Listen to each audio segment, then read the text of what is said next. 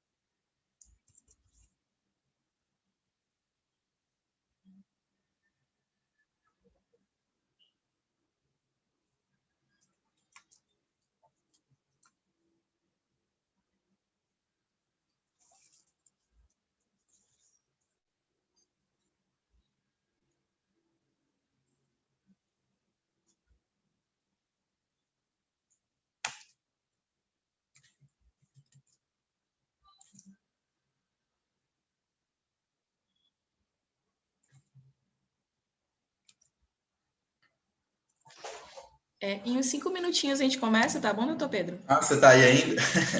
Tô sim. Tá bem. Eu fico aqui direto pelo Zoom, entendeu? Ah, não, beleza. Você é a pessoa que consegue conversar comigo, né? Isso. Não, maravilha.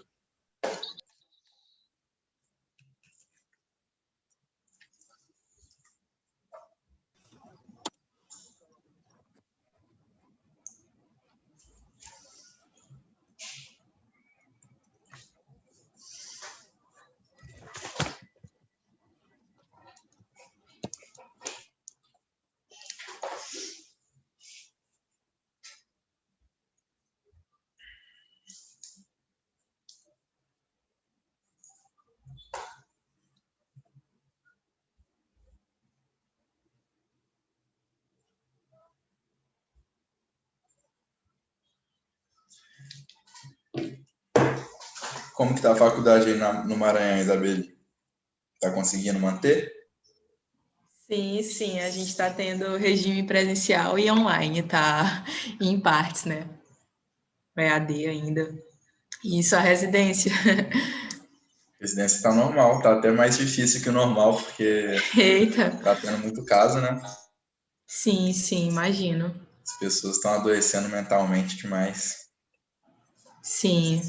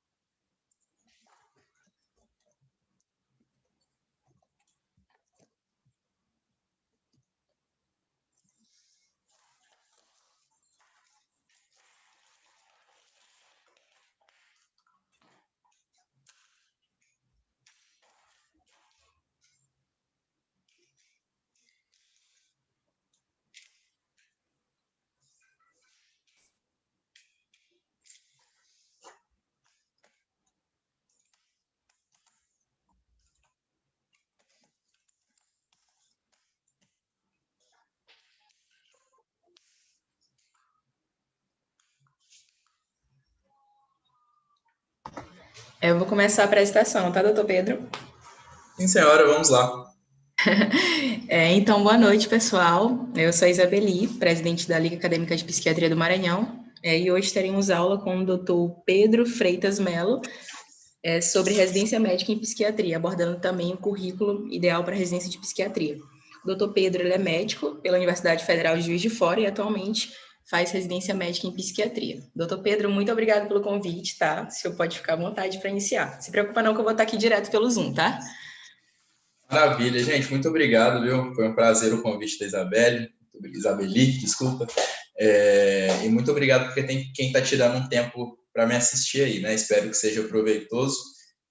Falei com a Isabeli que eu gosto de interação, então qualquer dúvida que vocês tiverem pode perguntar, eu vou estar à disposição para responder.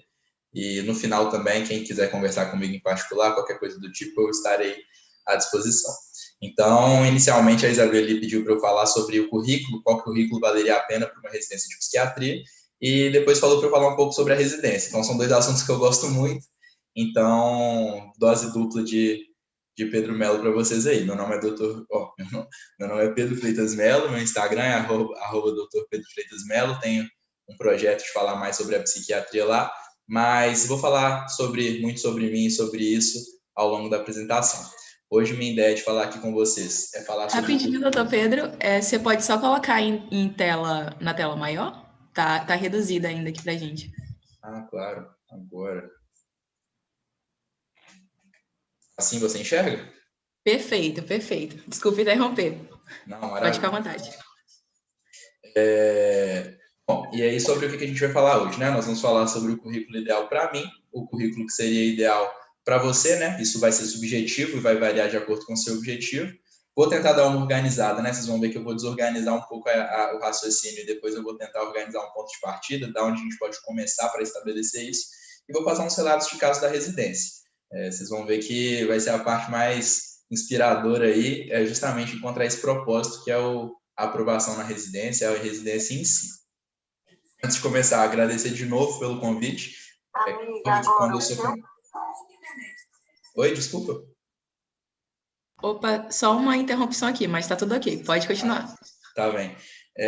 Claro que quando eu sou convidado para qualquer coisa, né, isso tem acontecido, eu pesquiso saber quem está me convidando. Eu fiquei muito grato que essa liga com certeza é a maior de psiquiatria que eu já vi, e as coisas que eu vi que vocês fazem já tem um impacto muito grande, né? Vocês têm um alcance muito legal no Instagram, um alcance muito legal no YouTube, o mais legal é que vocês entregam muita coisa para a população de graça.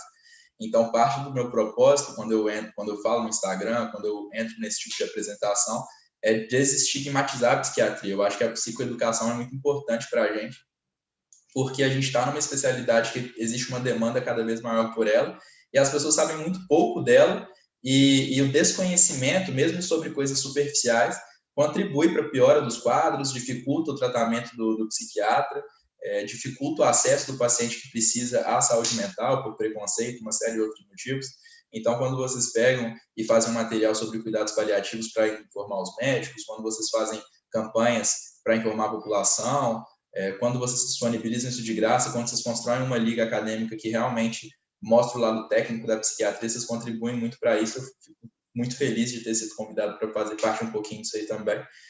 E eu ficaria muito grato se eu tivesse tido essa oportunidade durante a faculdade, porque na minha faculdade mesmo, apesar de ser uma universidade grande, a gente não tinha uma liga de psiquiatria, a gente tinha liga de saúde mental. Então, para quem tem a oportunidade de participar dessa liga, eu recomendo. A qualidade que vocês vão chegar numa possível residência, independente de fazer psiquiatria ou não, com certeza vai ser diferenciada. Bom, o que interessa, né? Quem sou eu e será que eu acertei no currículo? Tem alguns pontinhos que eu queria passar para vocês, porque a gente vai falar de currículo, mas tem coisa mais importante do que o currículo, na minha opinião. Quando a gente entra na medicina, e aí eu vou citar um professor meu, que é o Dr. Ricardo Bastos, ele fala muito sobre o método clínico e o que significa uma medicina humanizada. E aí eu comparei para a gente aqui sobre ser um bom médico e ser um médico bom. Pensem aí na cabeça de vocês qual a diferença de um para o outro, mas esse Dr. Ricardo Bastos ele deixava bem claro para a gente que uma coisa mistura com a outra. Porque muitas vezes quando a gente fala de medicina humanizada, e a gente tem que ser humanizado, a gente tem que ter um carinho pelo paciente, a gente tem que querer o cuidado genuinamente, a gente está sendo um médico bom. mas a gente precisa ser um bom médico também, porque a gente precisa ter técnica. Não tem nada mais humanizado do que você se esforçar o suficiente, estudar o suficiente, trabalhar o suficiente para poder entregar um bom resultado. Então, não basta você simplesmente tratar bem, ser generoso. Você tem que ter técnica, você tem que saber o que você está fazendo. Não adianta você colocar a mão numa outra vida, entregar seus conhecimentos a uma pessoa que te mostra vulnerabilidade sem você saber o que está fazendo. Então, a parte de ser um bom médico também é essencial. A gente não pode esquecer disso. E aí, só em terceiro lugar, não, claro que as soft skills, os relacionamentos e o currículo, elas vão contribuir para os dois primeiros. Mas, na minha visão, a gente tem que ter esses dois primeiros já endereçados antes da gente começar a pensar no além. Então, a base é isso, e eu quis introduzir isso para não parecer que a gente está... Não virar charlatanismo, né? Essas habilidades comportamentais que a gente busca por fora, esse currículo que a gente coloca no papel, não pode ser currículo pelo currículo. A gente tem que ter as vivências e tem que usar essas coisas para aprimorar a nossa prática. E aí, o meu currículo foi esse aí. Eu não vou ler tudo, mas as coisas que eu fiz durante a faculdade foi com esse currículo que eu inscrevi tanto nas provas que eu prestei aqui no PSU de Minas Gerais, no IPSENG e na FEMIG, e é claro que o currículo vai variar. Quando a Isabeli me pediu para falar sobre o currículo, eu imagino que esteja bem focado em residência, então vai ser o foco que eu vou dar para ele aqui. E aí esse currículo, vocês acham que é bom, que é ruim? E aí, como eu falei, vai depender. Vai depender do lugar que eu vou estar fazendo a prova.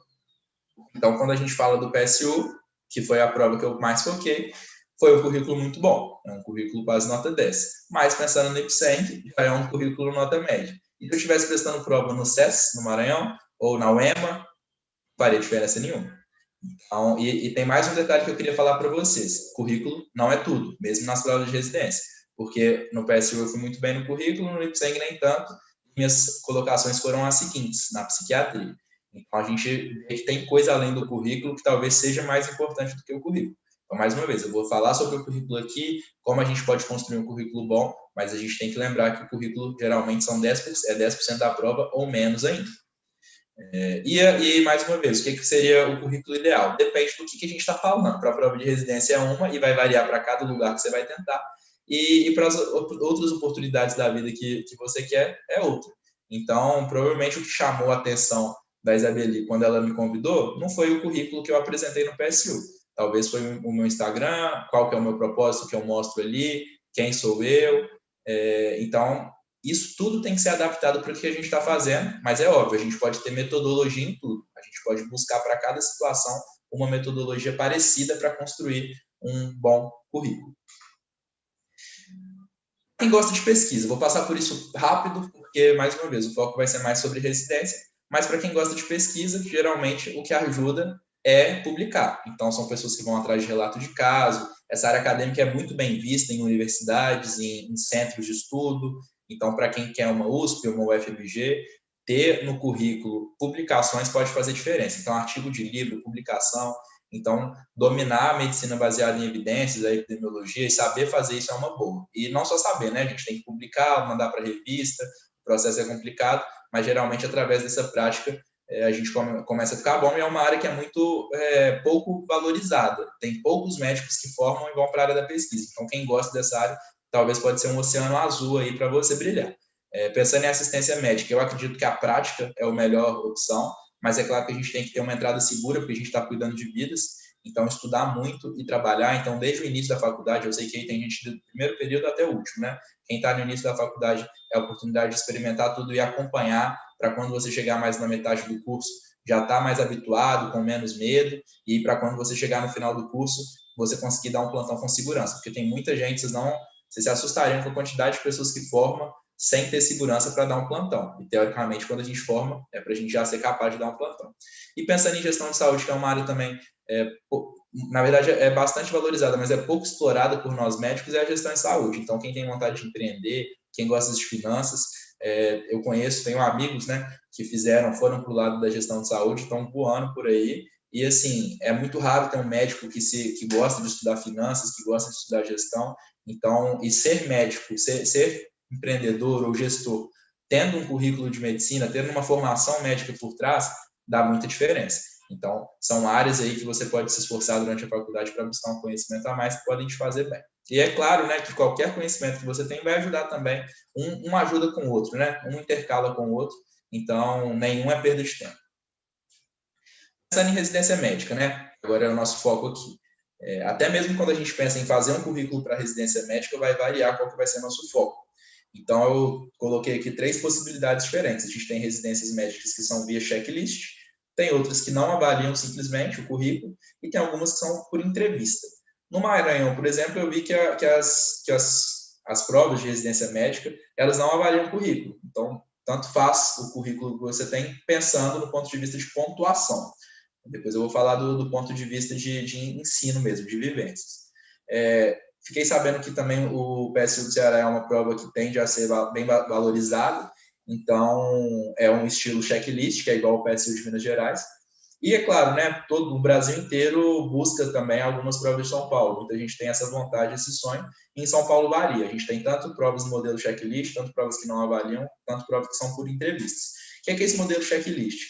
Eles têm um edital, e aí você vai ter que conhecer o edital, porque ele varia de banca para banca. E aí no edital eles falam, você tem 10% da prova de residência baseada no currículo, e aí você tem tal setor em relação à publicação. Se você publicou artigo em revista indexada, você ganha tanto. Se você apresentou um pôster no congresso, você ganha tanto. Se você foi monitor de alguma matéria, você ganha tanto. Então, você vai fazendo um checklist para bater o máximo de pontos que você consegue. Do ponto de vista de entrevista, é um pouco diferente. E muitas vezes alguns critérios são subjetivos. Então, você monta o currículo de tudo que você fez durante a faculdade e leva para uma entrevista. O problema disso, de ser subjetivo, é que às vezes eles podem valorizar mais uma pessoa porque gostou mais da cara delas ou porque já estudou na instituição que ela está tentando a prova. Mas o lado positivo também é que não adianta você fazer uma monitoria, um projeto só por fazer. Você, na hora da entrevista, vai ter que falar o que te acrescentou fazer aqui. E as provas que não avaliam, obviamente, você só vai ter que fazer uma prova objetiva, sem necessidade de mandar currículo nenhum.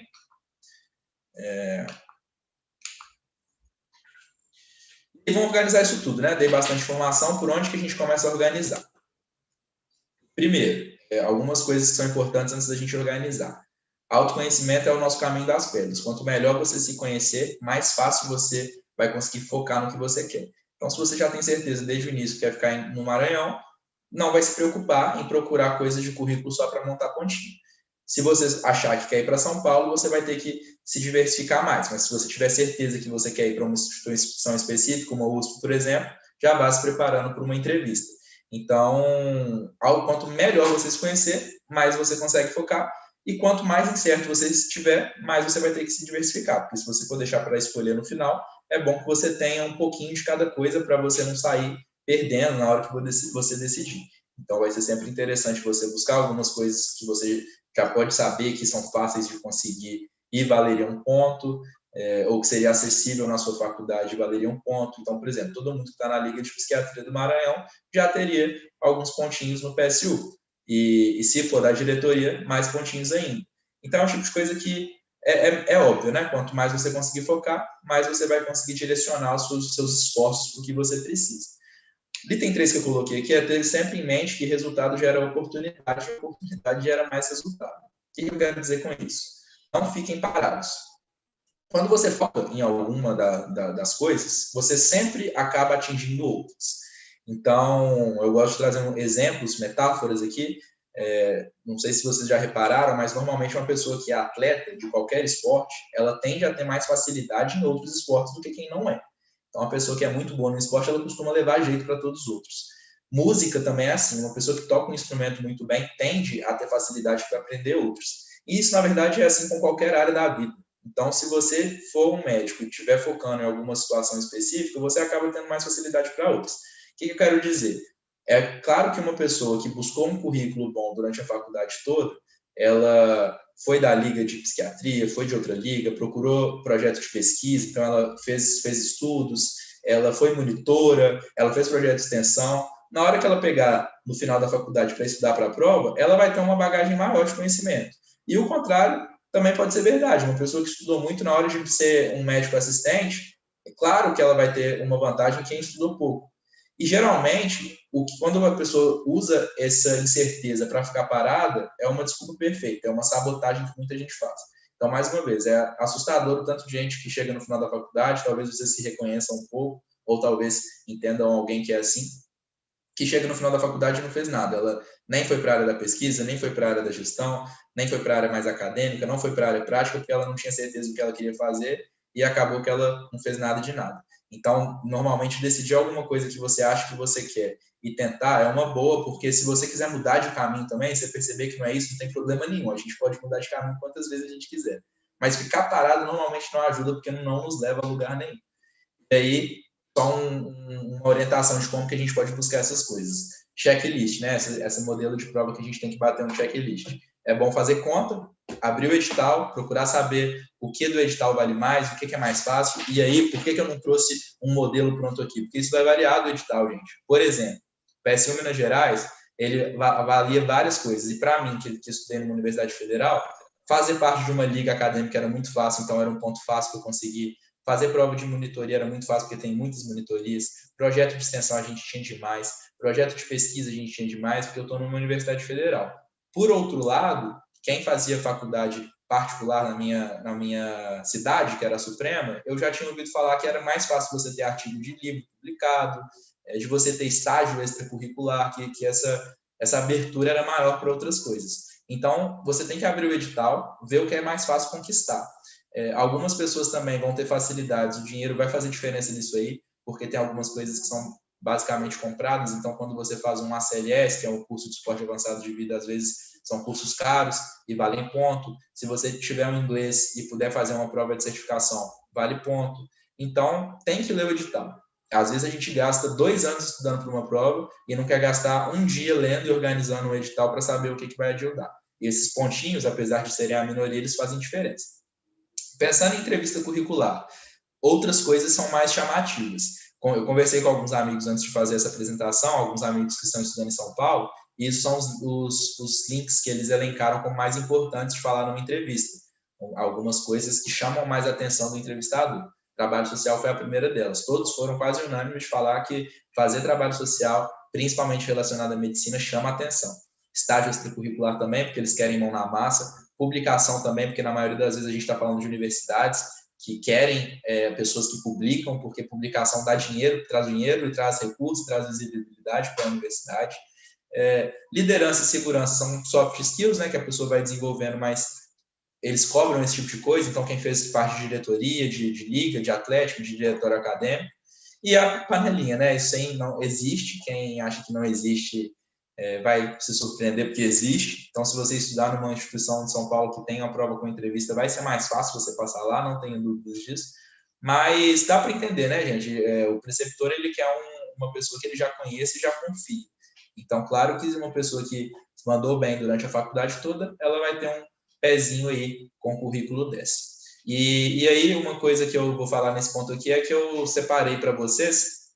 Eu tenho um material que não é meu, não é material original, mas recolhi alguns materiais de alguns cursinhos que eles liberam tanto um edital, um simulador para você identificar quantos pontos você já teria em determinadas provas de São Paulo, e um passo a passo também de como montar um currículo para a entrevista de São Paulo.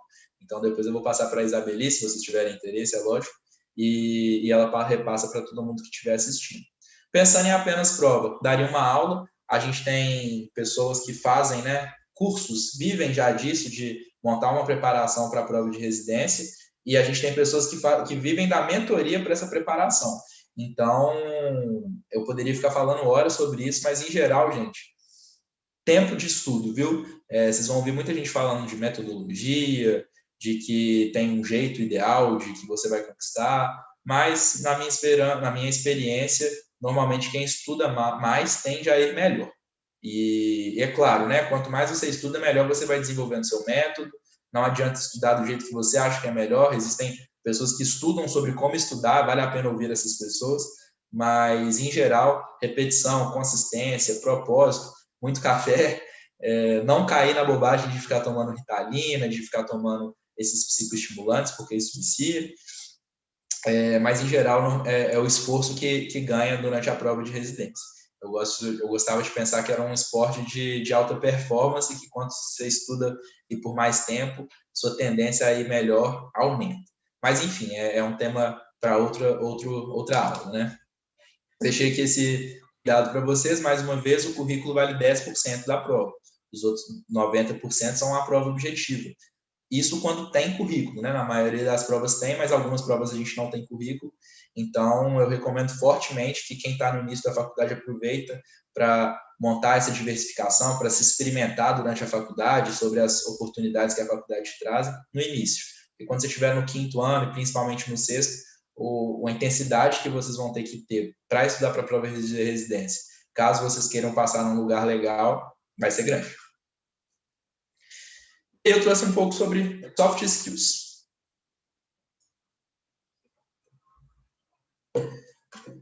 Sobre soft skills, gente. Você sabe o que é soft skills? Eu deixei alguns exemplos de soft skills aqui. Soft skills é uma palavra que está na moda, são habilidades comportamentais. E aqui a gente parte um pouco para o que está além do que vai estar escrito ali no currículo, né? Então, são coisas que você vai aprender para a sua vida, que vão te ajudar, obviamente, independente da área que você tiver. E, na minha opinião, vale a pena demais. A gente está numa geração, quem tiver mais ou menos da minha idade aí, nascidos nos anos 95 até 2000, um pouquinho mais velhos do que isso, que as pessoas mais velhas, elas sentem falta de algumas soft skills para a gente.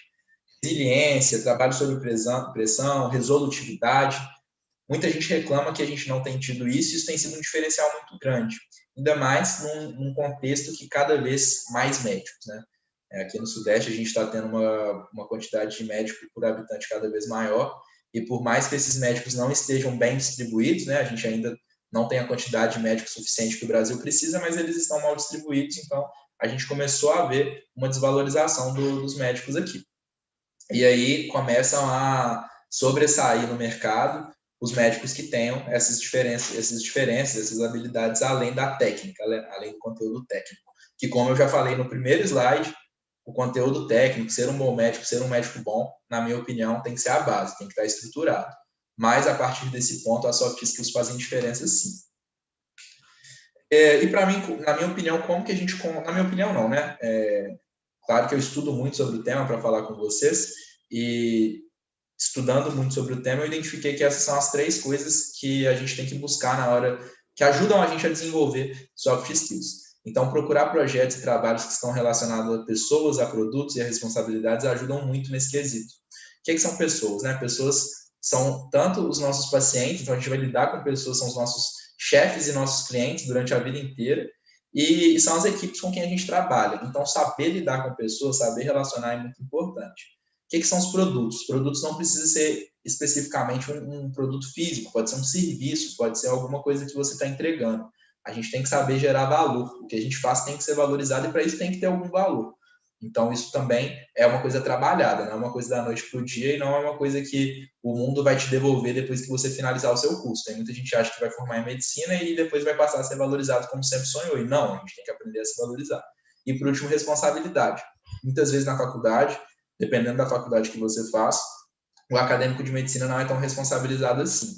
Ele tem sempre um preceptor ou um residente por trás para assinar as condutas dele. Em geral, ele fica com uma carga de responsabilidade pequena. Tirando provas, em muitas faculdades o acadêmico não tem muita coisa para fazer com o próprio nome, assim, ele não assume tanto.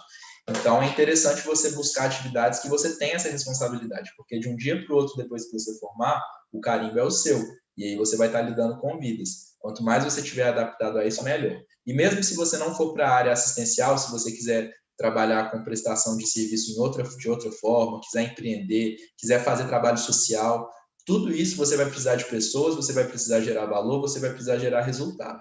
É o tipo de coisa que, mais uma vez, quem frequenta esse tipo de evento ou lê sobre empreendedorismo é uma coisa que é muito criticada na nossa geração. Então, faz mais do que nossa obrigação mudar isso aí. Falar um pouco para você sobre o que foi o meu exemplo de buscar soft skills e como isso me ajudou na parte assistencial. Eu fui um dos fundadores da Medic Júnior Consultoria em Saúde, é uma empresa júnior de medicina. Nós fomos a segunda empresa de medicina federada no Brasil. O que significa ser federado, né? A gente tem uma lei que regulamenta as empresas juniores, e a gente tem uma confederação, né? Uma unidade nacional das empresas juniores, e aí eles certificam as empresas de cada estado e de cada cidade.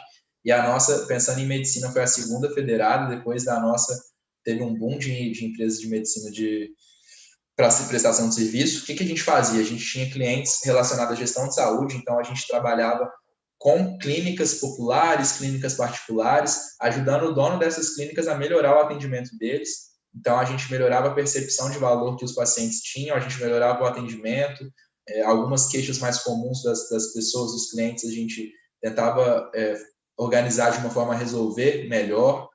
Então, enfim, a gente melhorava toda a experiência disso. E pensando em assistência médica, não foi tão rico assim, mas pensando em trabalhar com pessoas, identificar demandas num paciente que busca um serviço de saúde e perceber o tanto que nós médicos temos conhecimento, temos como ajudar nesse sentido, foi muito bom.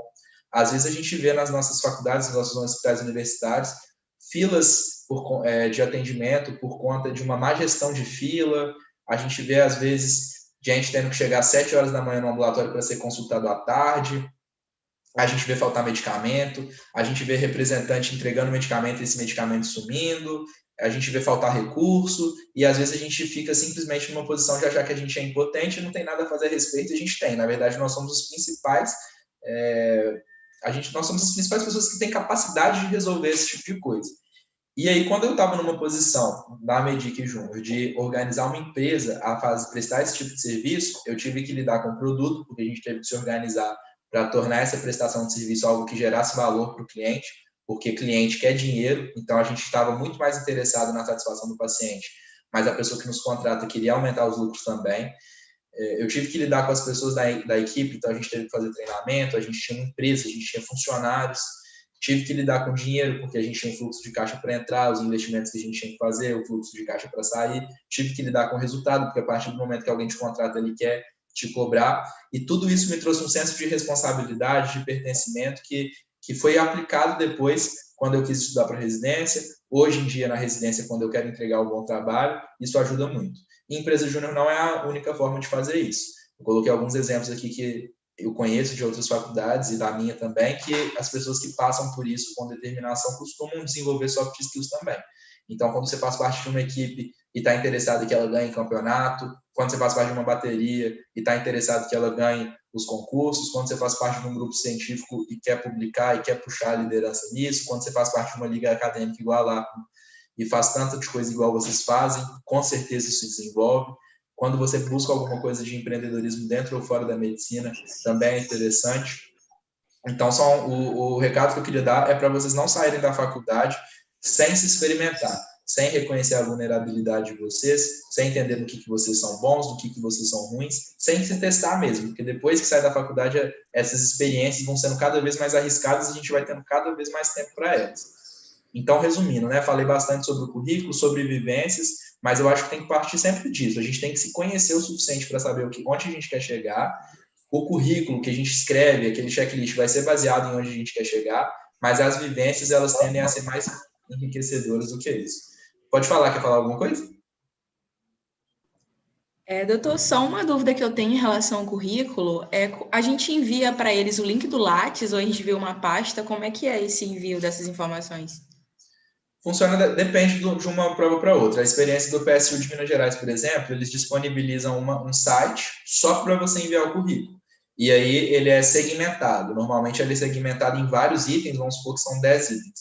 Aí o primeiro item é seu currículo acadêmico. Você vai tirar uma foto do seu... outra coisa, tudo é autenticado.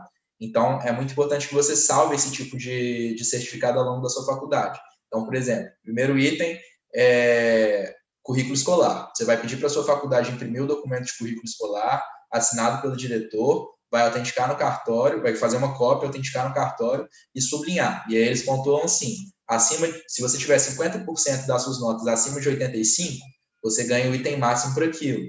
Se você tiver 50% das suas notas acima de 80, você ganha o submáximo. Acima de 75%, ganha o item C. Se a sua faculdade for avaliada em A, B ou C, ao invés de ser uma nota numeral, também tem a padronização. E aí você envia um link para eles, você tira foto, digitaliza esse documento e envia tudo é online, sabe?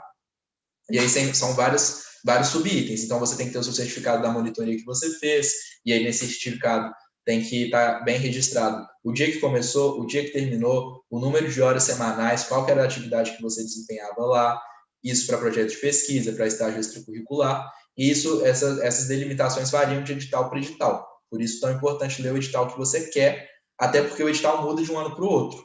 Então, normalmente, a gente vê que a competitividade vai aumentando cada vez mais, e quanto mais passa, eles vão deixando mais difícil você chegar aos 10 pontos, porque mais gente pega 10.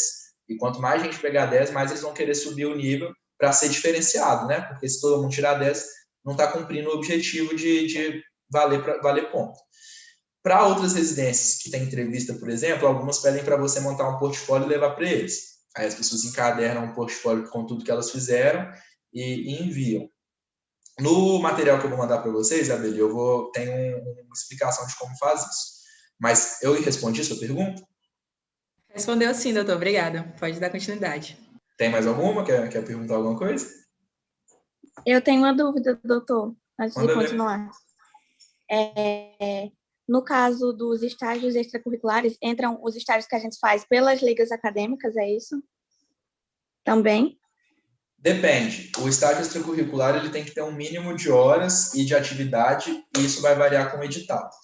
Mais uma vez, no PSU de Minas e no IPSENG, esse estágio curricular você tem que comprovar que a instituição que você estava fazendo é uma instituição preparada para receber um residente, que é o tipo de estágio que eles querem que você coloque a mão na massa. E aqui em Minas Gerais, toda instituição que é regulamentada nesse sentido, ela tem um documento para isso. Então, você tinha que pedir esse documento para essa instituição. Eu participei de 2 ligas acadêmicas durante a faculdade. Uma foi de oftalmologia e outra foi de psiquiatria. O nosso estágio extracurricular de oftalmologia contava, que a gente realmente trabalhava. O de psiquiatria, que na verdade era de saúde mental, não. Então, isso vai variar de lugar para lugar. E essa informação de você saber se na sua vai ou não, vai depender da particularidade do edital. Um exemplo que eu vou dar para vocês em relação ao edital, né? Essa questão de a gente buscar o que é mais fácil de acordo com o lugar que a gente está.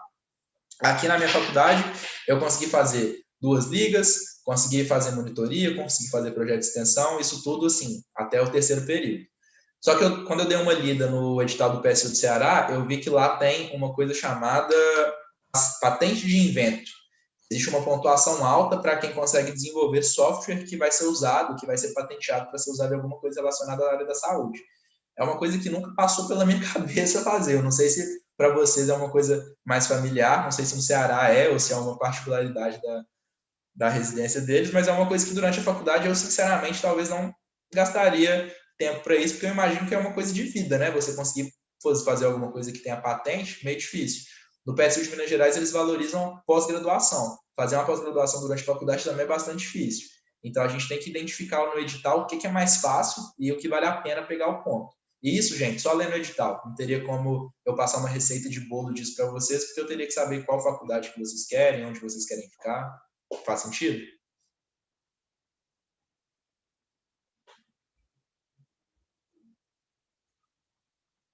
Te respondi? Sim, obrigada. Tá bem. Vamos lá, né? Vamos organizar. O que a gente viu até aqui? Primeiro de tudo que vocês são foda, e não tô falando isso da boca para fora, tá? Tô falando isso porque eu acho mesmo.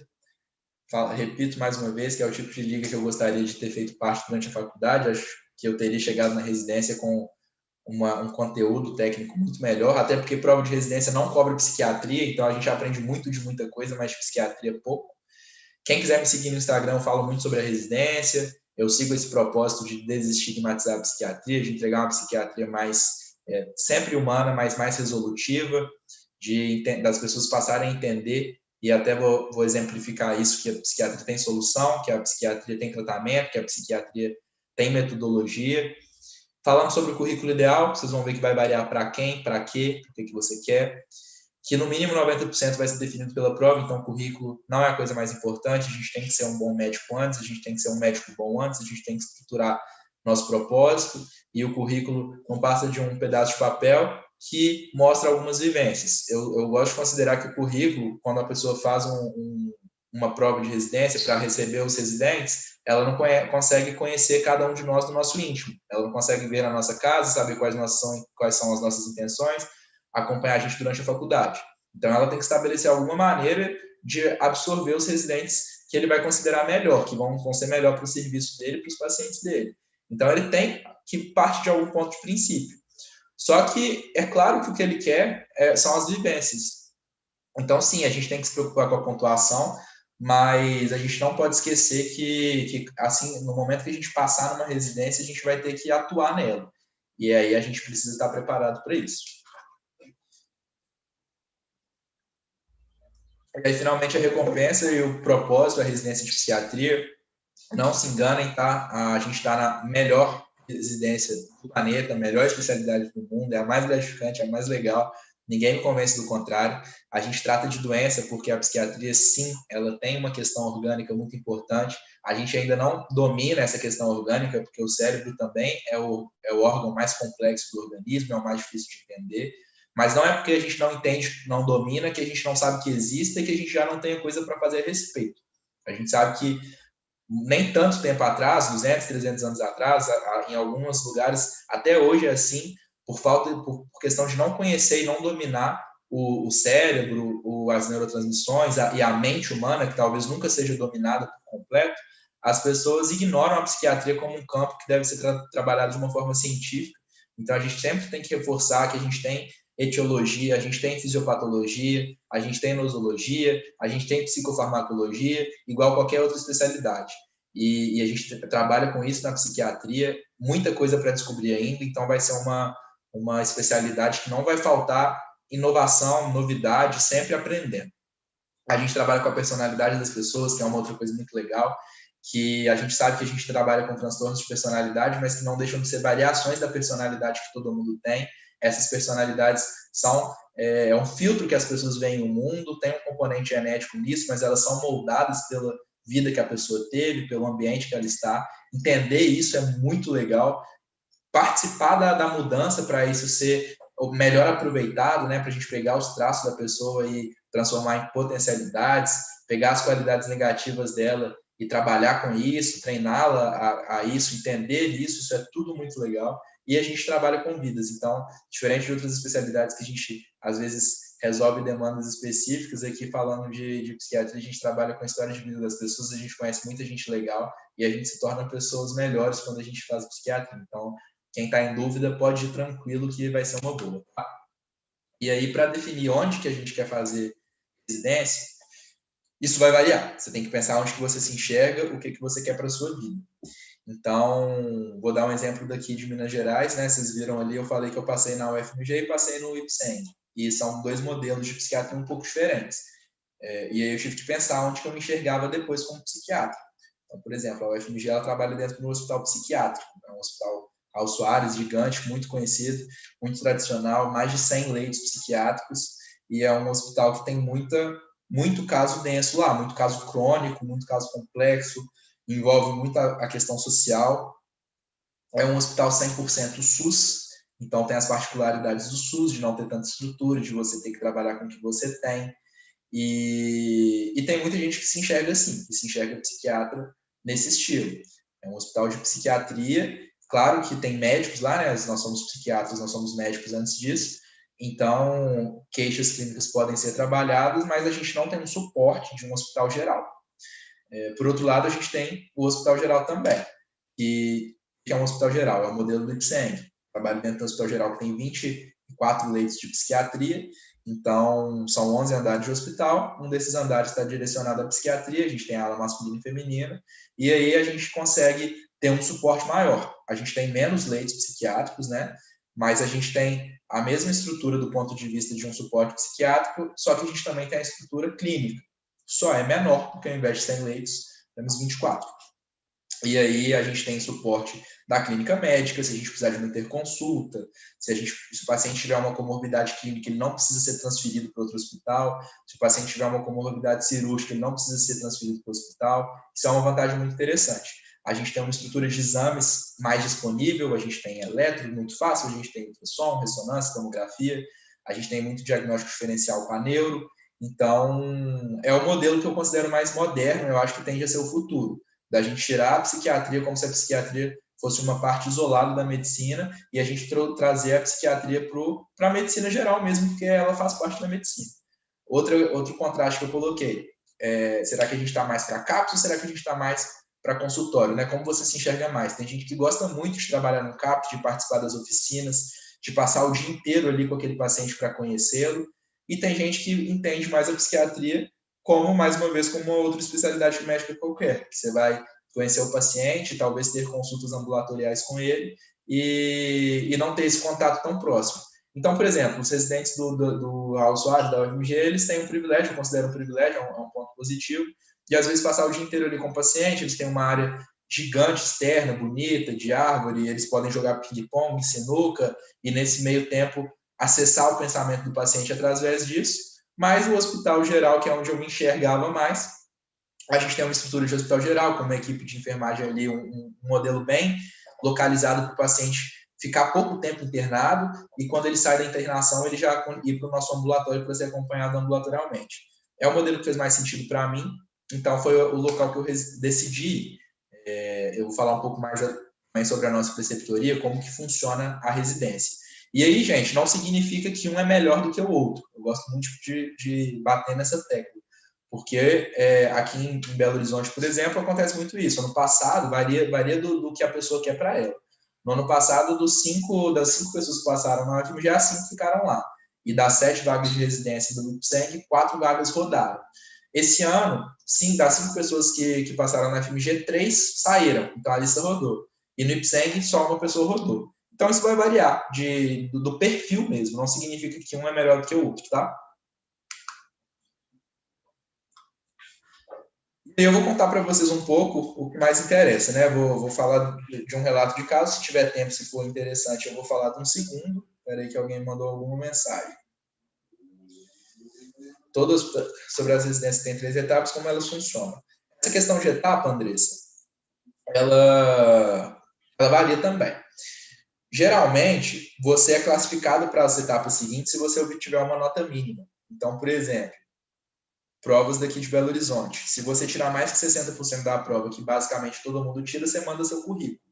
Só que o número de vagas que você vai ter é de acordo com cada residência. Na UFMG, por exemplo, para psiquiatria a gente tem 5, no IPSENG a gente tem 7. Em Minas Gerais, se não me engano, tem umas 40, 45 vagas de psiquiatria.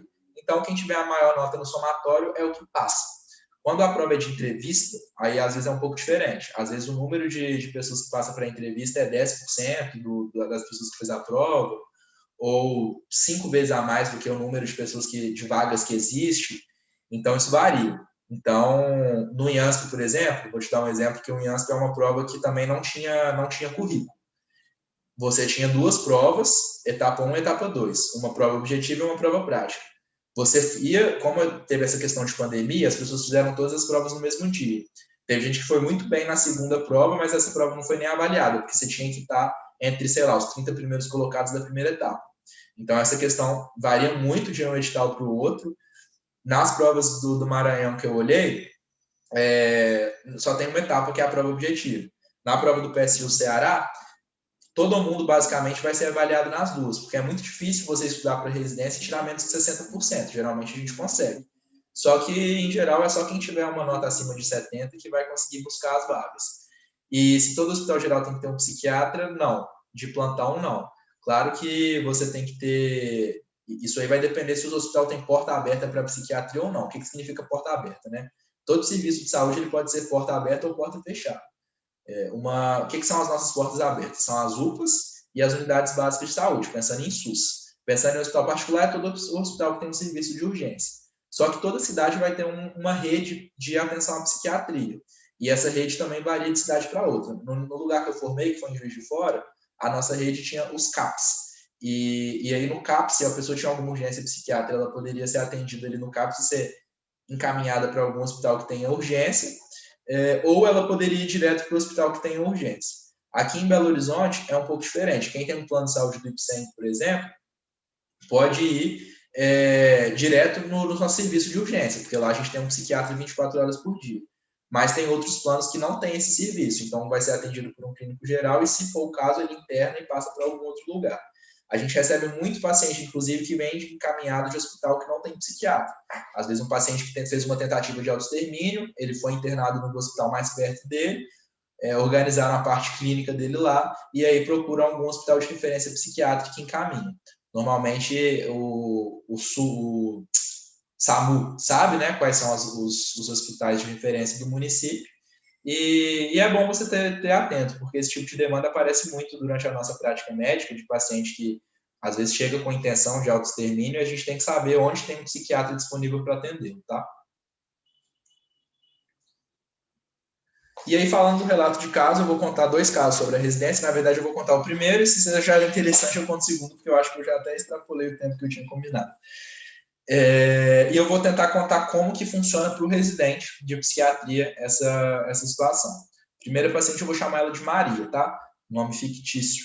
É uma paciente que chega no nosso ambulatório, no nossa enfermaria, e aí como que funciona? O paciente está em casa, já tem um acompanhamento prévio com o psiquiatra, mas por algum motivo o tratamento dentro de casa não está funcionando, ou ele estabilizou, ou é um paciente que agudizou pela primeira vez.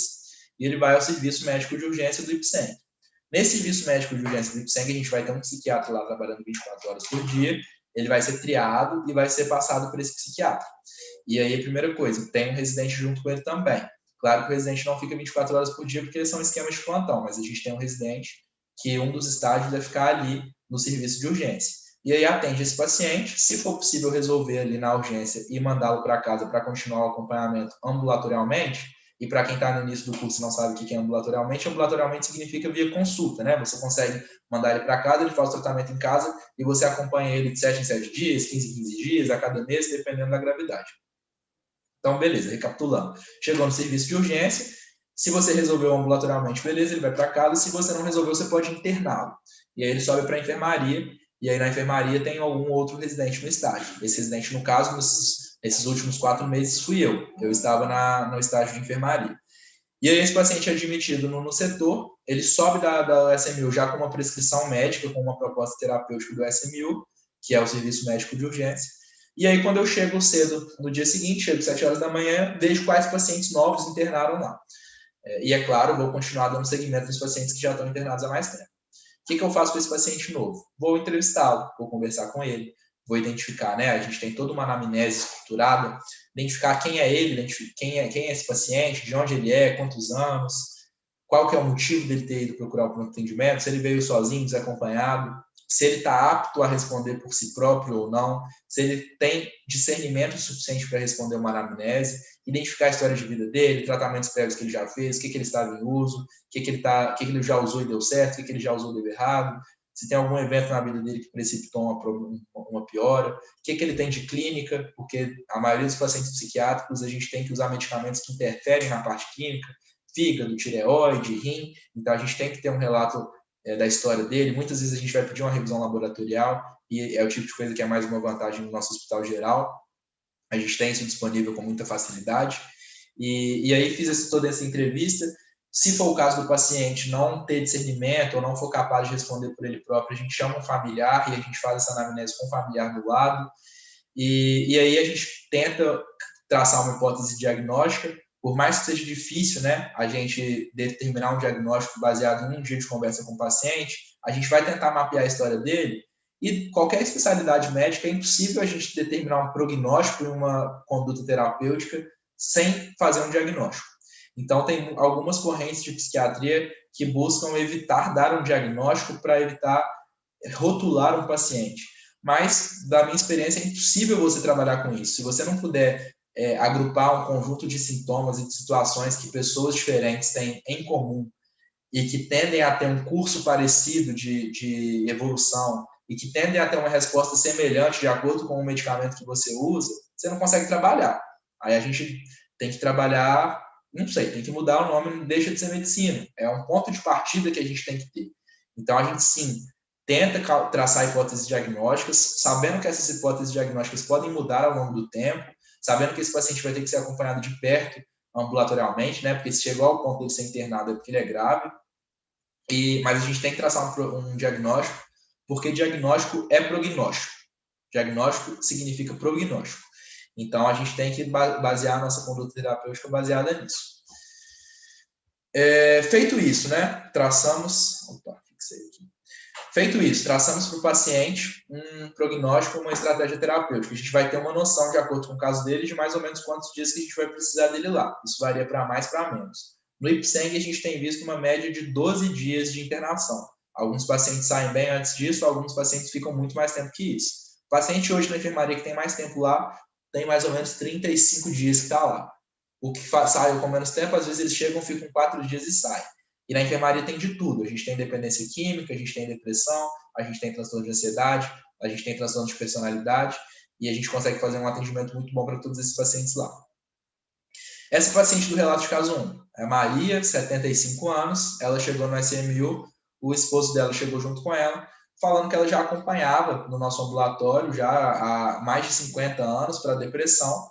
Ela ficou bem estabilizada em depressão com uso de antidepressivo, ela usava nortriptilina e lítio, que ela tem, na verdade, uma depressão bipolar, e ela estava bem estável nos últimos 30 anos, e em 2018 ela teve um problema clínico, ela precisou fazer uma cirurgia, e depois da cirurgia ela ficou um pouco debilitada, teve que ficar de gesso, e aí por isso ela desencadeou de novo a depressão. E aí ela ficou muito mal em 2018, teve que ser internada, foi tratada na nossa enfermaria, melhorou, ficou mais 1 ano e meio bem e voltou a piorar. O que ele trazia de informação? Ela tinha parado de comer, parado de fazer as atividades que ela gostava, ela tinha parado de tomar banho, ela tinha parado de sorrir, ela basicamente queria ficar deitada o tempo todo e todas as atividades básicas da vida dela estavam independentes. Então ele tinha que ir com ela tomar banho, tinha que alimentá-la, tinha que fazer ela viver praticamente. Era uma paciente que tinha sido tentado já ambulatorialmente, né? Essas consultas que o paciente vai e volta. Ela tinha tentado aumentar as doses, mas não respondeu bem ao medicamento, então por isso foi necessária internação. A paciente chegou emagrecida para a gente fez uma série de exames laboratoriais nela, identificamos alguns problemas de nutrição, mais uma coisa boa do Hospital Geral. Pudemos acionar a nutrição, e aí vem a nutricionista, explica para a paciente o que ela tem que fazer, prescreve a suplementação dietética, chama uma nutrologia, porque ela tinha critério para isso, a nutrologia também fez a suplementação. De resto, de exame estava normal, então sobrou a parte psiquiátrica para a gente tratar. Essa paciente internada, ela realmente, o exame do estado mental dela, né, que é a forma que a gente avalia, é um exame físico da psiquiatria. Estava muito comprometido. Era uma paciente que não sorria, o humor dela estava o que a gente chama de embotado, ela não reagia bem aos estímulos, o pensamento dela estava lacônico, né, que é a pessoa que só responde o que você pergunta para ela, quer ficar dormindo o dia inteiro, se depender dela, ela nem come nada, então estava realmente muito mal. A gente começou a intensificar o tratamento dela do ponto de vista medicamentoso, ela já usava medicamento tricíclico, que é uma das estratégias que a gente deixa para o final, porque é muito potente, mas tem muito efeito colateral. E aí ela preencheu critérios para a eletroconvulsoterapia. Essa é a mágica desse caso, é o que é mais legal nele. Que é uma coisa muito estigmatizada. A gente vê eletroconvulsoterapia, a famosa ECT, em filmes de terror. A gente vê em filme relatando tortura e uma loucura totalmente diferente do que a gente entende como medicina. Não sei se vocês já ouviram falar na eletroconvulsoterapia, é uma terapia de choque mesmo, que o paciente recebe claro, né, feito sob anestesia, o paciente não sente nada, ele é sedado, tem anestesia, e aí o paciente, a gente coloca um aparelho nele que provoca uma convulsão. Essa convulsão, ela promove uma modulação diferente dos neurotransmissores, uma liberação muito forte de alguns neurotransmissores. Isso gera uma autorregulação que a gente ainda tem hipóteses, mas a gente não sabe exatamente o motivo, mas ele é muito eficiente em casos de depressão refratária a medicamento. Então, a gente sabe que tem 50% dos casos de depressão grave que não vão responder a medicamento e que desses casos, às vezes, mais de 70% respondem bem a ECT, mesmo a gente não sabendo exatamente o motivo. A gente tem critérios para fazer a ECT, porque às vezes ela dá um déficit de memória no início, para pacientes que têm comorbidades clínicas, né? Às vezes ele tem efeitos colaterais, tipo aumentar a pressão, que a gente tem que ficar de olho, mas, em geral, é um exame muito seguro. Tanto é que a gente fez para essa senhora de mais de 70 anos. E aí, ele é feito em sessões. Normalmente, a gente faz dia sim, dia não, buscando entre 4 e 7 sessões. Os estudos que a gente tem são entre 4 e 7 sessões, avaliando a resposta do paciente e, claro, mantendo o tratamento farmacológico dele, né? A gente tem que tirar o lítio, porque tem alguns efeitos colaterais, mas isso é detalhe que vocês não precisam saber, por enquanto. Bom, essa paciente começou a melhorar e, durante a internação, ela teve uma infecção que não teve nada a ver com ST, bom frisar. E aí, por causa dessa infecção, era uma paciente muito debilitada, ela começou a ter diarreia e febre.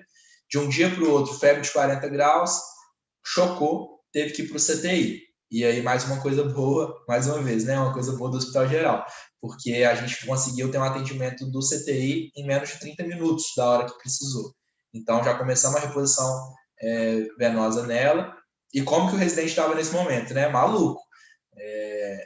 Acompanhando o caso dela, mas é o tipo de urgência que deixa a gente maluco. Esqueci de falar um pouco como que é a nossa atuação nisso, né? De nós residentes.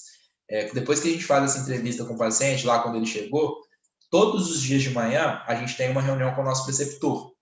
E aí a gente passa o caso para ele. Sempre que necessário, ele vai com a gente até o paciente e refaz perguntas que deixaram de ser feitas ou coisa que eles querem caracterizar melhor, e a gente traça junto as definições de conduta. A gente não faz nada sozinho lá, não. Então, traça junto as definições de conjunto e vai acompanhar. O fato é que essa paciente começou a melhorar, ter essa comorbidade, teve que ir para o CTI, teve que suspender o ST por conta disso. Ela ficou mais ou menos 5 dias internada no CTI, teve que fazer antibiótico terapia porque foi considerado um choque séptico. Depois ela foi para a enfermaria da clínica para continuar a estabilização clínica dela. Depois que ela recebeu o alta da clínica, ela voltou para a psiquiatria. Já estava melhor do que ela entrou, mesmo tendo essa comorbidade clínica importante, ela estava melhor do que o dia que ela entrou. E aí a gente continuou as sessões de eletroconvulsoterapia, até que a paciente recebeu alta mais ou menos 35, 40 dias depois que ela foi internada.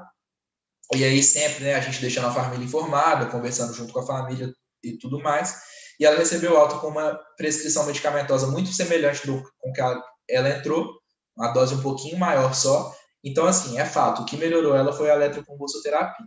E aí é muito gratificante para a gente, né? Como residente, ver uma paciente que chega lá sem conversar com você e sair, às vezes, já comia sozinha, já dava risada quando a gente conversava com ela, já tinha interesse na vida, voltou a perguntar das plantas dela que ela cuidava na casa e que não estava ninguém cuidando.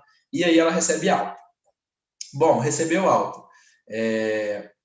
Acabou o meu trabalho como residente? Não, ela recebe alta com encaminhamento para o ambulatório. Por quê? Né? Quem que vai receber ela no ambulatório sou eu. Todos os dias, como residente, eu estando no estágio de enfermaria, de 7 da manhã até 1 da tarde, a enfermaria é minha responsabilidade. Então, não só os pacientes novos, como Dona Maria chegou e eu recebi, como os pacientes que já estão internados, eu tenho que ir avaliando ele cada evolução do dia a dia. Porque muitas vezes algum exame vai ser alterado, a gente tem que intervir. Muitas vezes ele vai ter uma intercorrência, a gente vai ter que intervir. Muitas vezes o tratamento não está sendo certo, a gente vai ter que mudar. Então, a gente tem que avaliar isso todos os dias. E aí, na parte da tarde, fica um residente também de plantão, e aí esse residente de plantão vai variar, né? A gente varia cada dia um. E na parte da tarde, a gente trabalha nos ambulatórios justamente para receber os pacientes que não estão precisando ficar internados, os pacientes que são ambulatorialmente manejados. E aí, essa paciente, Dona Maria, foi para o nosso ambulatório, e, gente, é maravilhosa a sensação de você ver uma paciente que chegou lá sem rir para nada, sem querer comer, sem tomar banho, chega no seu ambulatório te chamando pelo nome. Oi, doutor Pedro, tudo bem? Como é que o senhor está? E mostra foto, e está fazendo comida, e o esposo ultra feliz. Então, e aí a gente consegue começar a espaçar a consulta de retorno dela. Hoje já tem mais ou menos 3 meses, né, que eu acompanho ela mensalmente, e ela manteve a melhora. Então, a gente vê a eficiência que tem do serviço de residência, a gente aprende a manejar o paciente muito grave, a gente sabe na história dela o que ela já tentou e deu errado, e assim, é o mais grave que pode ter depressão, ela chegou e a gente conseguiu resolver lá. Ambulatorialmente falando, que são esses ambulatórios de tarde, nem todos os pacientes são os que precisaram ficar internados com a gente, muitos pacientes nunca precisaram de internação, então, em geral, são pacientes mais tranquilos de resolver o problema. Só que mesmo os mais tranquilos são mais difíceis, porque se está tranquilo demais, ele para de ir. Então, a gente sempre tem um nível de complexidade muito alto. Então, são pacientes normalmente que têm mais de uma doença, e as consultas ambulatoriais também são com preceptor. Então, a gente recebe o paciente, a gente atende ele sozinho, a gente traça a conduta sozinho, de acordo com a experiência que a gente tiver, a segurança que a gente tiver. E aí a gente pede para ele esperar, vai até a nossa preceptoria, explica, passa o caso para ela, se tiver alguma coisa para pegar mais, ela vai na sala com a gente, tira essa dúvida, determina se a nossa conduta foi adequada, se tem alguma coisa para alterar. Então, assim, é um treinamento todo dia. O tempo inteiro que a gente está na residência, a gente está sendo treinado. Do ponto de vista teórico, a gente tem 1 aula por semana, 2 aulas por semana, que na verdade uma é em formato de aula mesmo, e aí a gente alterna a aula de psicofarmacologia e de psicopatologia, nossos preceptores dão essas aulas, e aí cada semana é um tema diferente. Toda quarta-feira a gente tem uma reunião clínica que alguma pessoa é convidada para falar de alguma coisa mais moderna, então essas aulas que a gente tem de psicopata e psicofármaco são assuntos mais básicos voltados para o R1. mas essa reunião clínica ela é feita com todos os residentes, então são assuntos mais complexos que os R3 também já estão tendo domínio. Então, quando a gente tem uma pesquisa nova sobre psilocibina, sobre algum medicamento novo, uma terapia diferente, ou alguma coisa muito específica, a gente tem nessas reuniões clínicas semanalmente, e a gente tem uma discussão de artigo por semana. Então, toda quinta-feira também, depois das consultas ambulatoriais, que normalmente é entre 1 e 5 da tarde, às vezes um pouquinho mais tarde, a gente discute um artigo. E aí, artigos sempre atualizados, cada semana um artigo diferente. Então, bom, gente, como que é a nossa rotina? A gente tem esse estágio de enfermaria, que a gente fica responsável pela enfermaria de segunda a segunda, ele dura 4 meses, depois a gente parte para a parte que a gente fica responsável pela questão da Casa Verde, que é mais ambulatorial, então a gente fica basicamente o dia inteiro nessas consultas de ambulatório. Isso nos treina muito para a vida real, para conseguir dar uma consulta particular, porque normalmente as consultas particulares são infinitamente mais simples do que as consultas que a gente atende no IPSEM. Então, a gente meio que treina na dificuldade. A gente tem o estágio de cetamina e ECT, então, igual eu expliquei para vocês, né, que a gente fez eletroconvulsoterapia na paciente. Outro procedimento que a gente usa em depressões mais graves é a cetamina subcutânea, que também é um procedimento. Então, a gente fica um residente por conta só desses procedimentos, então ele fica o dia inteiro assistindo e aprendendo como fazer esse procedimento, aprendendo qual intercorrência pode ter, qual problema pode ter, qual efeito colateral e como lidar com tudo isso. A gente tem o estágio na urgência, que a gente fica só por conta da urgência. E aí a gente tem um estágio na neurologia, a gente fica 1 mês e meio na neurologia, porque tem muito diagnóstico diferencial, né, que confunde um com o outro, então a gente tem que saber neurologia. E um estágio na clínica médica, porque também a gente tem que saber clínica médica porque a gente é médico, então tem que saber clínica médica também, porque os pacientes que chegam com psiquiatria, muitas vezes a gente é o chefe da equipe daquele paciente. Às vezes a principal comorbidade dele é psiquiátrica, mas ele tem uma pressão alta, um diabetes, um hipotireoidismo, e a gente tem que saber manejar isso, então precisa do estágio na clínica. Esse é o nosso R1. Depois a gente tem o R2, que foca mais, quanto mais a gente vai subindo nos R's, mais a gente vai focar em subespecialidade. Então, enquanto o R1, basicamente, a gente fica todo dia dentro da enfermaria pegando essas coisas mais graves, no R2 a gente vai pegando as coisas mais específicas. Então, a gente começa a ter um ambulatório específico do autismo, então, em vez de pegar a psiquiatria geral, a gente pega aquilo que a psiquiatria geral não conseguiu resolver. Então, até é interessante falar, né? Quando a gente recebe no ambulatório geral um paciente que tem uma coisa muito específica, tem um autismo mais grave, tem uma psicose mais grave, ou é um paciente da geriatria que está com uma demência combinada com doença psiquiátrica, psiquiatria forense, psiquiatria infantil, tudo a gente encaminha para os subespecialistas. E aí a gente tem um ambulatório que o preceptor daquele ambulatório vai ser subespecialista naquilo. E aí, claro, né, a gente passa no R1 da psiquiatria geral para no R2 começar a ter mais esses ambulatórios, para quando chegar no R3 tocar esse ambulatório praticamente sozinho. A gente aprende muita psicologia, então a gente tem aula de terapia cognitivo-comportamental, é uma área importante para a gente tem que aprender nutrição. Então, assim, a residência de psiquiatria é uma residência bem completa e a gente ajuda muitos pacientes, tá? A maioria dos pacientes é fácil, a maioria dos pacientes é tranquilo de resolver, mas mesmo os que são muito difíceis, eles chegam muito mal, uma depressão a ponto de não comer, uma mania a ponto de tentar suicidar, ou de fazer dívida, comprar carro, pedir empréstimo de 50 mil reais, é uma dependência química, igual o paciente que eu recebi hoje, que está usando 9 pinos de crack por dia, 9 cachimbos de crack por dia, e ele chega lá, e a gente tenta resolver tudo da melhor forma possível. A gente vê o mais grave do grave lá, melhorando. Claro que não é sempre que a gente tem notícia boa, mas assim, a grande maioria a gente consegue ajudar. Vou deixar aberto para vocês, porque agora já são 7h07, eu tinha prometido 45 minutos de aula, passou. Eu tinha um outro relato de caso para contar, mas enfim, não preciso falar dele, porque talvez vocês já estejam cansados. Mas é isso, queria saber de vocês se vocês têm alguma dúvida, querem falar alguma coisa, estou à disposição. Professor, eu tenho uma dúvida. É o seguinte, o psiquiatra que faz uma subespecialidade, por exemplo, um R4 em terapia cognitiva comportamental, ele acaba substituindo o psicólogo que aborda também TCC ou são abordagens diferentes? Como é que seria? Olha, normalmente o R4, não conheço esse R4 de TCC, normalmente as pessoas fazem uma pós-graduação. Essa questão de substituir é complicada, né? Eu acho que se a pessoa tiver a condição de fazer os dois, vai ser sempre melhor. É tipo uma pessoa que quer ter um objetivo físico e você perguntar, você prefere ter um personal trainer ou um nutricionista? Um não substitui o outro. É claro que o personal trainer que tenha conceitos bons de nutrição pode ajudar mais do que um que não tem. E o nutricionista que saiba falar sobre treino ajuda também. Mas um não substitui o outro. Eu acho que é a mesma coisa, uma coisa parecida acontece na saúde mental. Porque um psiquiatra que sabe falar sobre terapia cognitivo comportamental, sobre psicologia, ele se torna um profissional mais completo. Mas dificilmente ele vai conseguir substituir um psicólogo bom, né? Porque tem profissionais e profissionais. Mas um psicólogo que passou por 5 anos da vida dele estudando uma graduação de psicologia e quis focar em TCC, talvez ele saiba mais do que um psiquiatra que fez uma pós, né? Mas, enfim, um complementa o outro. Quanto mais você saber abordar, melhor você vai tratar seu paciente, mas a palavra substituir me incomoda um pouco. Certinho, doutor. Obrigada pela resposta e desculpa pela confusão. A outra pergunta é em relação ao currículo também. Esse currículo que é pedido em residências médicas e tal, ele é parecido com o currículo pedido em programas de pós-graduação, de mestrado?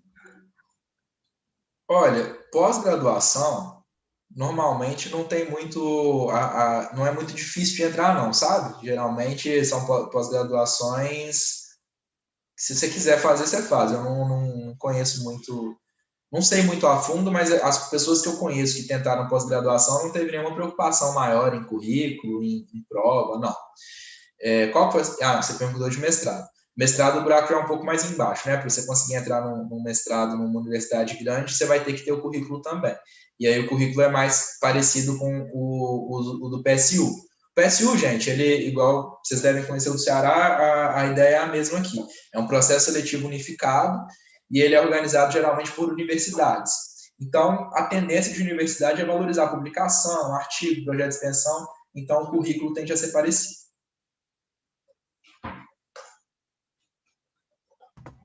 Certinho, doutor. O senhor pode dar continuidade, a gente tem um tempo, caso o senhor queira falar sobre esse relato de caso 2. Tá bem, o relato de caso 2 eu vou ser mais breve nele, então. Ele é um paciente. Com licença, Desculpa, pode falar. Desculpa, é só para perguntar, assim, já que ela já falou de currículo, se por acaso eu não tiver tantas coisas relacionadas à psiquiatria, ainda contaria na residência, como, por exemplo, presença de liga, esse tipo de publicação também, se não for relacionada à psiquiatria, conta da mesma forma ou tem um peso maior sendo da área psiquiátrica? Sim, conta da mesma forma. Essas provas que são por checklist não faz diferença. Então, se a liga de oftalmologia e a liga de psiquiatria, para mim, valeu o mesmo tanto. Mas, nas provas que são por entrevista, isso faz muita diferença. Se você chegar a passar a sua faculdade inteira fazendo tudo sobre oftalmologia e chegar para a entrevista de psiquiatria, ele vai perguntar, o que aconteceu aqui, né? Então, entra naquilo que eu falei. Se você já tiver certeza que você quer psiquiatria, é mais interessante você procurar trabalhos nisso. Porque se você chegar e resolver ir para uma prova que cobre entrevista, você vai ter esse ponto a mais que outras pessoas. Se você tiver certeza que você quer ir para uma universidade que tenha entrevista, mais ainda você vai se preparar para isso. Mas não, se você estiver fazendo a prova do PSU de Ceará ou para as provas de Minas Gerais, não faz diferença não. E eu aconselho todos vocês a procurarem saber sobre Minas Gerais, viu? Porque às vezes a gente fica pensando muito em São Paulo, mas as residências aqui são muito, muito valorizadas também e Belo Horizonte é maravilhoso. Então, convido todos vocês a procurar saber sobre as nossas residências aqui. Se quiser vir conhecer também, estou de portas abertas, não deixem de conhecer não. Tá certo, professor. Obrigada. Mais alguma dúvida? Oi, professor. Boa noite. Eu tenho uma dúvida. Diga lá. Uma médica psiquiatra que ela se especializou em psicanálise, né? E ela atende, no caso, quando ela faz a sessão, que ela, no caso, atende tanto quanto psiquiatra quanto psicanalista.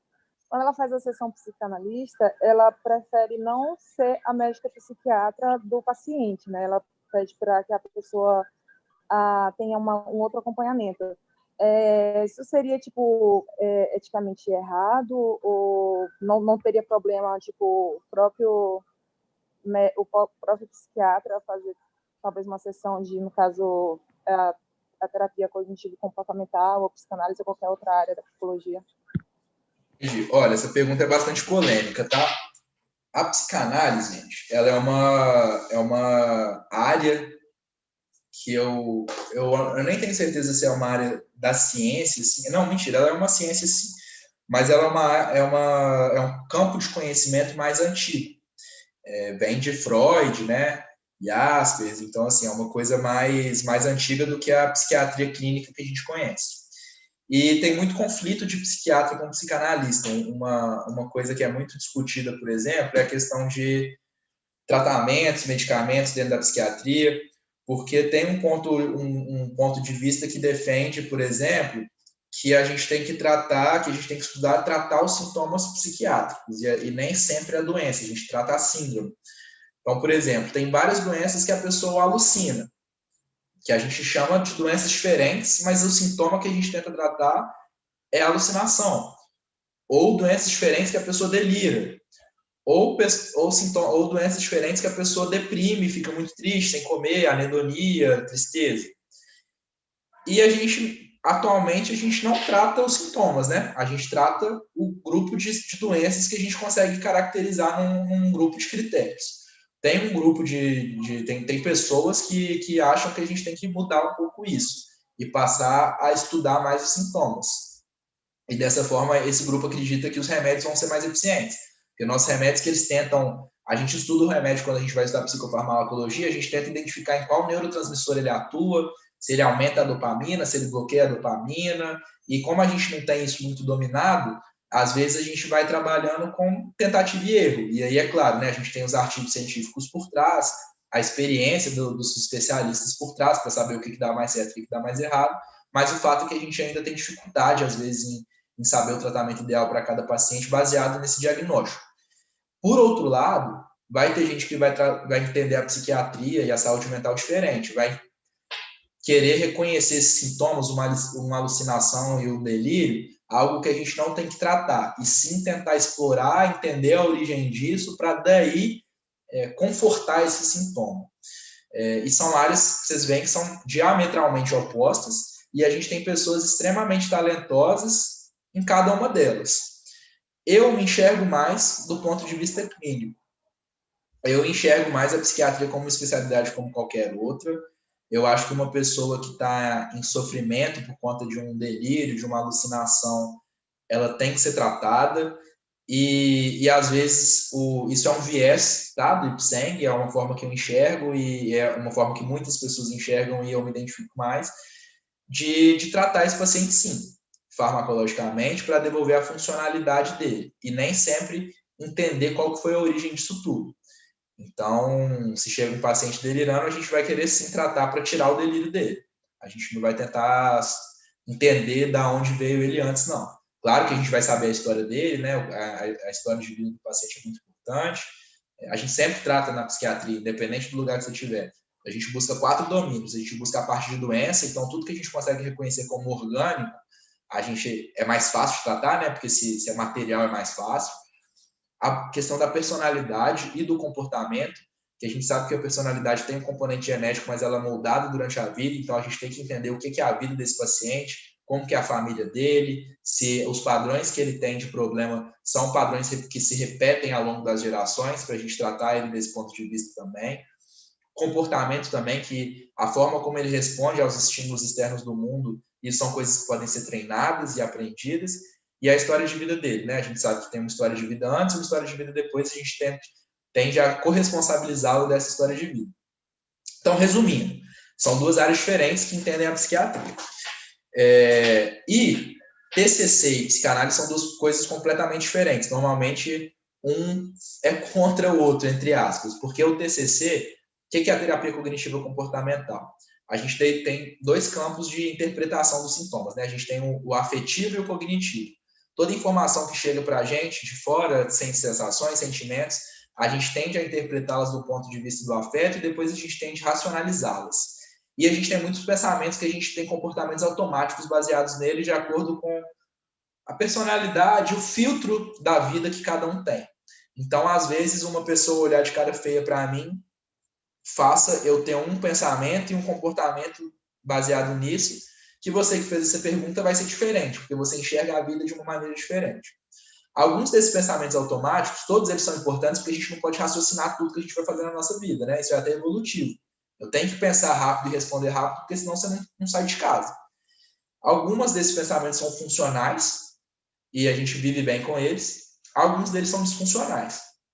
Então, se uma pessoa olha feio para mim, ou se eu estou apresentando para vocês e, sei lá, alguém me interrompe para fazer uma pergunta, isso me trava e eu não consigo mais fazer isso, ou eu evito situações de ter um público porque eu tenho medo da exposição, eu posso talvez preencher critérios para uma fobia social, e a terapia cognitiva comportamental vai tentar me ajudar a identificar os momentos da vida que me causam esses pensamentos que podem estar, que são legítimos, né? São pensamentos que eu tenho, mas que podem estar gerando em mim comportamentos disfuncionais.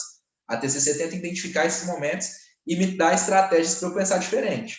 Então, durante uma sessão de terapia cognitiva comportamental, eu vou chegar para o paciente que fica muito triste quando alguém faz cara feia para ele, porque ele acha que o problema é com ele, às vezes ele acha que ele, sei lá, tá feio, ou que ele fez uma coisa para a pessoa no dia seguinte, é o primeiro pensamento que vem nele, e isso já faz ele ficar tenso, ficar triste e tratar mal a próxima pessoa, ou responder mal no serviço dele. Eu vou pegar esse paciente e falar assim, cara, nessa hora você tem que pensar que talvez ela olhou feio para você porque ela tá com fome, porque ela está enfesada, está com prisão de ventre, porque ela teve uma noite ruim, porque ela está com algum problema, não porque o problema é você. E então a terapia cognitiva comportamental faz isso, ela tenta buscar o que está errado, o que está disfuncional, né? E tenta te dar ferramentas para melhorar. A psicanálise é bem mais profundo do que isso, é um processo de muito mais longo prazo, e aí sim, o psiquiatra ele pode fazer TCC, não tem problema ético nenhum, inclusive é bom que ele faça. Mas psiquiatria e psicanálise são coisas que não se misturam muito bem, porque uma busca um conhecimento mais profundo. Eu não vou falar muito sobre psicanálise, porque eu não tenho conhecimento suficiente para defender e nem criticar a psicanálise. Eu sei que no Ipseng a gente aprende praticamente zero disso, porque tem-se uma visão lá dentro de que para você praticar a psicanálise, você tem que dominar a psicanálise. Se você dominá-la, você vai mandar muito bem nela.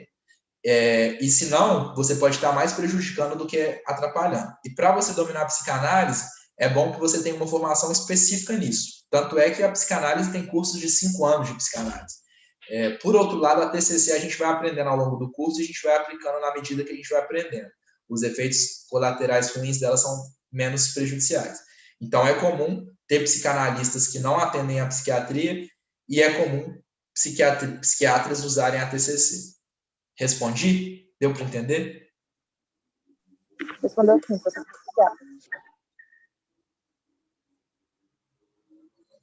Mais alguma dúvida, gente? Professor, tem umas perguntinhas no YouTube. A Rênia Batista perguntou: quais pré-requisitos para a convulsionoterapia e como manter a constância do paciente no ambulatório? Boas perguntas. A ECT, os critérios para a gente fazer a ECT, geralmente a gente faz a eletroconvulsoterapia, tem algumas condições mais clássicas, né? Pacientes com transtorno bipolar, né? Transtorno afetivo bipolar do TAB, tanto em mania ou em depressão, que são muito graves ou que estão refratários à medicação, a gente pode cogitar. Uma depressão crônica e grave, na verdade, não necessariamente crônica, né? A aguda responde até melhor. Mas uma depressão grave, em que o paciente parou de comer, parou de querer viver, que foi o caso dessa paciente que eu falei, chegou sarcopênica, principalmente idosos, ajuda muito. Pacientes esquizofrênicos também, que não estão respondendo a medicamento, a gente pode tratar. E quando você fala de... eu esqueci o termo que você usou, não ficou claro para mim se você queria saber os critérios para fazer ou se são você falou pré-requisitos. São os critérios que indicam ou se são as condições clínicas que o paciente tem que ter, né? As contraindicações que ele não pode ter. Contraindicação para ECT são muito poucas, sabe? É um paciente que, no momento, tem alguma comorbidade clínica aguda em tratamento. Então, por exemplo, o paciente que estava num choque séptico, a gente não vai fazer eletroconvulsoterapia nela. Paciente que tem contraindicação à sedação por qualquer motivo, às vezes ele tem um problema cardíaco que ele não pode ter sedação e anestesia, a gente também não vai fazer sem. Se você tiver curiosidade mais sobre isso, eu tenho um arquivo muito bom falando sobre a eletroconvulsoterapia. E é muito interessante saber, viu? E saber que existe. Não necessariamente saber as indicações e aplicar, mas saber que existe é interessante. Tem mais alguma? Eu acho que você me falou 2 perguntas, né? Sim. Aí a segunda pergunta é como manter a constância do paciente no ambulatório? Perfeito, essa é difícil. Essa é a pergunta de 1 milhão. Se você me descobrir, me conta. Geralmente a relação médico-paciente que vai resolver isso, tá? Se você conseguir estabelecer no paciente uma relação de confiança, que ele considere que estar com você aquela 1 hora ali é um privilégio e que vai ajudá-lo, ele volta. Então aí entra um pouco a soft skills, porque tem muita gente que tem um conhecimento técnico excelente, mas não consegue estabelecer uma conexão, uma empatia, uma comunicação, uma liderança, não consegue puxar de uma forma que o paciente queira voltar. E a gente tem que ter em mente também que, é claro, né, a decisão é compartilhada, o principal responsável é o paciente, né, pela melhoria dele, o principal beneficiado é ele também, mas, olha, do meu ponto de vista, quando eu recebo um paciente qualquer, seja particular, seja na residência, eu considero que o sucesso terapêutico dele é o meu sucesso também. Se aquele paciente, por algum motivo, parou de tomar a medicação, ou não voltou, ou não quis mais se tratar, eu me sinto fracassado em certo ponto. Não necessariamente eu vou ficar me culpando e me martirizando por isso, porque muitas vezes a responsabilidade é compartilhada e o paciente simplesmente não adere. Mas eu sempre, são situações, quando o paciente não volta, que me fazem voltar no prontuário, questionar se teve alguma coisa que faltou. Então, assim, a forma que eu faço para o paciente voltar é psicoeducação. Eu explico tudo que eu estou fazendo, eu faço ele entender o que está passando com ele, porque muitas vezes ele não volta porque ele não entende. E é incrível também, se você perguntar o que é depressão, o que é ansiedade, e explicar rapidamente, coisa de 5 minutos, o que acontece no corpo da pessoa quando isso está acontecendo, o que ela pode esperar do tratamento, como que o tratamento atua, minha experiência é que os pacientes voltam, tá? Certinho, doutor. É só essas por enquanto. E aí, a gente encerra? Quer que eu fale o segundo caso? Me conta aí. Eu não estou vendo o rosto de vocês, eu não sei se vocês estão gostando da aula. Professor, a gente está gostando sim. O senhor pode continuar? Ou está muito cansado, hein? Não, vamos embora. Esse segundo caso eu vou ser mais breve nele. É um caso, eu vou chamar ele de João. É um paciente que chegou para mim foi o meu primeiro paciente dependente químico que chegou para internar comigo. E esse paciente, ele já tinha uma história, ele tem mais ou menos 60 anos, não lembro exatamente a idade, mas ele chegou com uma história de várias internações prévias. Já tinha sido internado mais de 20 vezes no HGIP, que é o nosso hospital, e sempre ele recaiu. Ele tem um uso etílico abusador, e quando ele bebe, ele cai, ele fica tonto, ele para de comer, e a família dele já não estava aguentando mais. E aí ele internou com a gente pela 21ª vez, e assim, a gente chega início da residência, né, totalmente esperançoso e animado que a gente vai mudar o mundo. E o meu preceptor me falou, né, ele me incentivou, é isso mesmo, a gente tem que tentar cada vez como se fosse a primeira, mas para eu tomar cuidado para eu não me frustrar muito se não der certo. Porque paciente dependente químico, homem, que começou a beber cedo, que já teve várias internações prévias, a chance de sucesso é muito pequena. Mas ele me incentivou e me passou todo o suporte para a gente trabalhar bem. E aí foi um caso que eu mergulhei nos estudos, vi o que tinha de possibilidade dentro do Brasil, fora do Brasil. Ele tinha uma condição financeira muito boa, isso é uma coisa boa também do IPSENG, né, de não ser SUS, porque a gente trabalha tanto com pacientes que não têm condições financeiras tão boas, e aí a gente tem que aprender a usar o tratamento do posto de saúde, mas a gente também trabalha com servidores do Estado que muitas vezes são bem financeiramente, né? Então, a gente consegue aprender o que tem de mais moderno também, que às vezes vai custar dinheiro. Mas, enfim, fiz toda essa pesquisa, vi que não tinha nada de muito promissor assim. Existia até uma coisa nos Estados Unidos que está começando a ser testada, mas não tem evidência suficiente que justificasse de eu trazer para fora. Então, assim, o que eu fiz basicamente? Né? Estudei o caso, a parte farmacológica de doença orgânica dele, ele já tem uma esteatose hepática, então a gente trabalhou nesse ponto de vista com ele, mas não tem muito o que fazer nesse ponto no momento. Não tinha nenhum outro exame alterado, parte nutricional também a gente atuou, mas a parte farmacológica seria basicamente a mesma, que ele já tinha tentado, que é a naltrexona, é um antagonista opioide que tende a reduzir o abuso de álcool em abusadores que bebem por prazer, assim, de final de semana, mas em nenhum caso não funcionaria, a expectativa não era de que funcionaria muito bem para ele, porque ele é um paciente que já nem sentia prazer mais de beber. E quando ele queria beber, ele parava de tomar um remédio. Então, o que eu poderia fazer de diferente, né? Aí eu deixei esse relato por último, porque eu falei muito de farmacologia, agora a gente teve essa discussão de psicanálise, psiquiatria clínica, e pode dar a entender que a psiquiatria que a gente faz lá é baseada em medicamento e que não é. Então, a gente foi para as outras 4 partes, né? Eu falei para vocês que a gente tem doença orgânica, personalidade, comportamento e história de vida. A parte orgânica dele não tinha muito o que fazer. A gente tratou a abstinência dele, então, só para contar um pouco mais, né? Talvez tenha gente achando interessante. Quando chega um paciente com abuso de álcool lá e ele para de tomar, a gente tem sintomas de abstinência que a gente tem que ficar de olho. E a gente tem sintomas de déficit de vitamina B12, B9, do complexo B, que a gente tem que ficar de olho também, porque os sintomas de abstinência, basicamente, o paciente fica trêmulo, com taquicardia, muito agitado, a gente trata com benzodiazepínico, mas essa falta de vitamina B, que é muito comum no paciente alcoólatra, ela pode causar uma síndrome que chama de síndrome de Wernicke-Korsakoff, que vai dar alteração, a gente identifica ela através de alteração de marcha, de memória, o paciente fica confuso, e de nistagmo, que é uma alteração do olho. E a gente tem que ficar bastante atento com isso, porque é uma coisa que pode trazer sequelas cognitivas que nunca mais voltam. Então, bom, a parte de doença orgânica era essa, foi resolvida com relativa facilidade, e aí eu, né, que era o residente responsável, foquei nas outras 3. Então, ao longo dos 8 dias de internação desse paciente, eu conversei muito com ele sobre história de vida, sobre a personalidade, chamei a psicologia junto comigo, participei das reuniões junto com a psicologia, e aí a gente treinei a entrevista motivacional com ele, que é o que a gente tem de disponível para falar sobre abuso de álcool, chamei a família já tinha praticamente desistido do paciente, mas assim, eu conversei com ele numa intensidade de que eu mostrei para ele que eu confiava nele.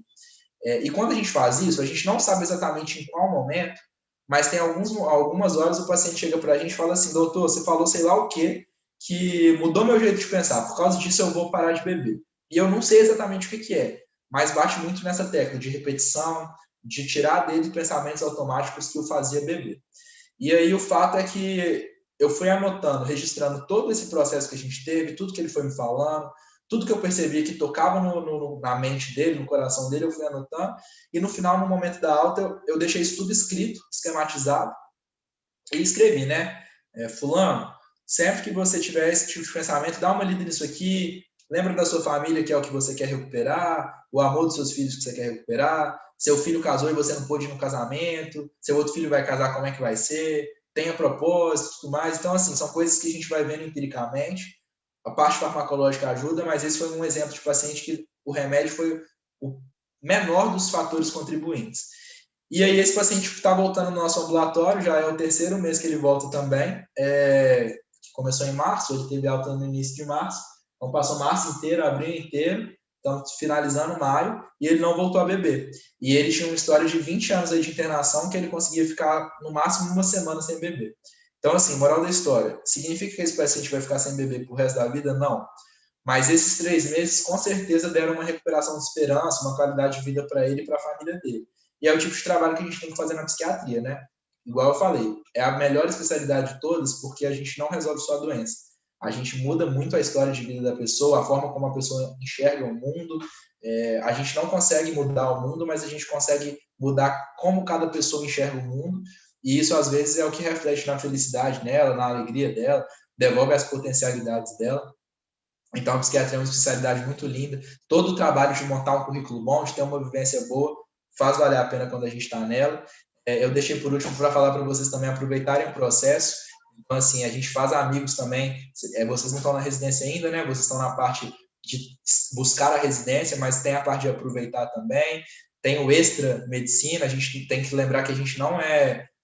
A nossa profissão não é o que nos define, né? Nós somos mais do que isso, é uma parte da nossa vida. Então, tem que lembrar de aproveitar também. São meus colegas de residência aí. Apesar das dificuldades da pandemia, a gente tem conseguido dar um jeito de encontrar. Então é isso, eu falei tudo que eu queria conversar com vocês hoje. Se tem alguma coisa a mais, ainda estou disponível, não estou com pressa, vocês podem me perguntar, espero que tenha sido proveitoso.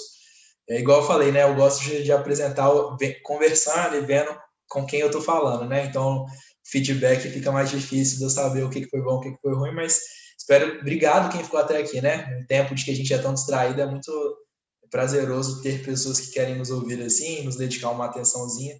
Estou à disposição tanto agora para responder perguntas, como quem quiser me chamar no particular, conversar comigo também. Me sigam lá no Instagram, @Dr. Pedro Freitas Melo. E é isso. Muito obrigado por compartilhar sua experiência conosco, doutor Pedro. Eu vou ler só mais umas perguntinhas em relação ao currículo, pode ser? Ou você Claro, dá... Certo. O senhor pode falar um pouquinho sobre o seu projeto de pesquisa sobre saúde mental estudante de medicina?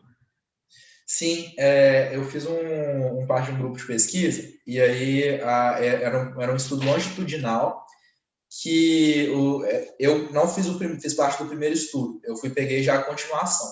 Quando eu cheguei, já havia sido feito uns questionários com os estudantes de medicina do primeiro até o 12º período, que responderam alguns questionários durante a formação para identificar, comparar como que era a saúde mental do estudante de medicina comparado com a saúde mental de pessoas da mesma idade, e também identificando fatores do ensino-aprendizado que influenciavam nisso, de acordo com o tipo de estudo que aquela pessoa preferia. Então, ele correlacionava, né, como a pessoa se enxergava a qualidade de vida dela, em todos os aspectos, socialmente falando, financeiramente falando, sexualmente falando, questão de amigos, socialmente falando, e tentava correlacionar se a pessoa preferia estudar por videoaula, por aula presencial, por resumo, por material didático, por flashcard, e também identificar se isso variava ao longo do curso, se o curso de medicina funcionava como um fator de risco para problemas de saúde mental. E aí, igual eu falei, quando eu entrei nesse grupo de pesquisa, a gente já estava na segunda coleta de dados. Eles já tinham feito a primeira coleta, já tinham publicado a primeira coleta, e a gente fez a segunda coleta para comparar isso longitudinalmente. A gente achou muitas coisas problemáticas e preocupantes, sabe? Que, claro, né, sempre a gente precisa aprofundar nas pesquisas, mas a gente identificou que sim, o curso de medicina tende a ser um fator de risco. As pessoas entram no curso mais felizes do que elas estão na metade, e às vezes o motivo da felicidade delas no final é estar terminando. E a gente identificou também que a questão do estudo, a gente ainda não tem um modelo ideal de estudo. Pessoas diferentes consideram modelos diferentes como os melhores. Então, tem gente que prefere um e se dá bem com um, tem gente que prefere outro e se dá bem com o outro. O estudo foi mais ou menos isso, né? A minha participação nele era aplicar os questionários nas salas, interpretar os dados, primeiro tabular os dados e depois interpretá-los, né? Claro que isso foi feito com a ajuda dos orientadores, mas, assim, foi um projeto de pesquisa bem legal de fazer. Aí, a segunda pergunta é em relação a esse curso avançado de suporte de vida. É mito ou verdade que ele só vale nos últimos 2 anos da graduação? Fato. Ele tem que ser atualizado. Tem alguns que valem 2 anos, alguns valem 5. O que eu fiz do ACLS, ele vale 5 anos, se eu não me engano. Certinho. A outra em relação a essa certificação de inglês, ela tem que ser do TOEFL, tem que ser de Cambridge? Isso aí vai depender da residência, aqui do edital. No PSU, o FCI, que é a de Cambridge, ela vale para sempre. Então, foi a que eu fiz. E a pontuação varia. Se você fizer o nível médio, você ganha 1 ponto. Se você fizer o nível avançado, você ganha 1,5. Se você fizer o nível médio e passar com uma nota abaixo de A, você fica com 0,5, uma coisa assim. O TOEFL, ele vale ponto também, mas ele tem que ser renovado a cada 2 anos. Pode ser de outra língua estrangeira também, tá? Não precisa ser só inglês, não. Tá bem. Aí tem as perguntas em relação à residência mesmo de psiquiatria que fizeram no chat do YouTube. Na residência tem suporte direto do farmacêutico? Os primeiros plantões na psiquiatria são muito difíceis? Essas perguntas mais subjetivas. Suporte farmacêutico? Como assim? Me explica. Eu não entendi a pergunta. Se puder reformular, mas... Eu acredito que seja a ajuda de um farmacêutico, ter um farmacêutico por perto, junto com o residente, atuando junto. O farmacêutico, eu não sei se fica bem claro qual que é a atuação do farmacêutico no hospital, né? Mas ele não...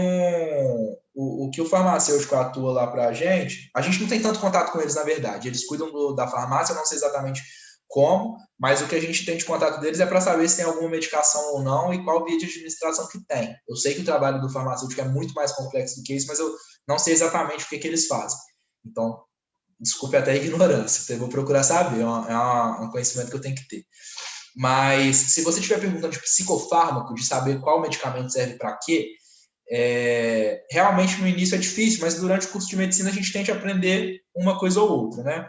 Nos nossos primeiros plantões a gente sempre faz supervisionado, então a gente teve uma reunião antes de começar a residência e uma coisa que o nosso preceptor pediu foi que quem já tivesse escalado para o plantão na primeira semana fizesse um plantão com os R2, porque fazendo um plantão com os R2 a gente já teria ideia. E é claro que na primeira semana a gente ligava muito para os R2 e para os preceptores, eles todos muito disponíveis, então as dúvidas que a gente tinha, nos momentos que os preceptores não estavam lá, a gente telefonava. Mas por que é bom de ter uma rotina, né? O que é o rotina? É o papel que eu estou desempenhando no momento, é aquele médico que está lá de 7 às 13 todos os dias. O bom de ter rotina é porque eu vou conhecer bem cada paciente, eu vou discutir cada paciente com o preceptor. Então, eu sei de cada paciente o que fazer se ele instabilizar. A gente não tem bola de cristal, mas a gente consegue prever mais ou menos o que pode acontecer de acordo com cada caso.